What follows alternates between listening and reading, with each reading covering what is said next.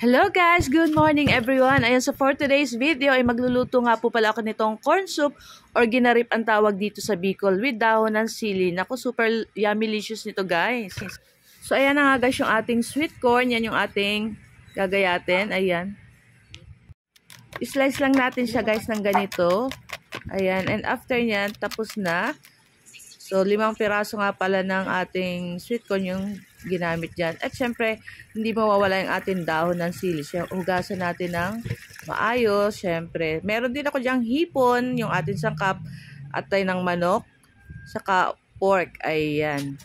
Tapos yung ating bawang at sibuyas. So, ayan na nga, sinangkot ko na guys yung ating pork. Nilagay ko na rin yung ating bawang at sibuyas. So, ayan na guys. So, halu-haluin lang natin siya guys. And after nyan guys, ilalagay ko na rin dyan yung ating atay ng manok. So, after nyan guys, ilagay na rin natin dyan yung ating 1/4 na manok. Pwede din po kayong gumamit ng atay ng baboy kung gusto nyo. Kayo pong bahala. So, ayan na nga guys. So, kumukulo na siya. After nyan, ilalagay ko na rin dyan guys yung ating hipon. So, yung ating hipon, dati na siyang luto. So, may lasa na siya guys. So, halu-haluin lang natin. And after nyan, ilalagay ko na din dyan yung ating ginarip na mais or yung ating corn.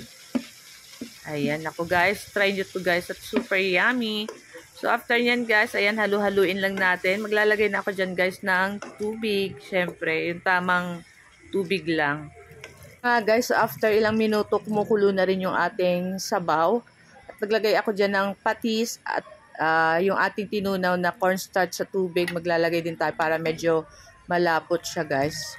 And maglalagay din ako ng konting salt. So, yung ating ginarip, yung ating corn soup, medyo matamis-tamis ng konti kasi yung ating ginamit na corn is sweet corn. Syempre, sweet corn, matamis.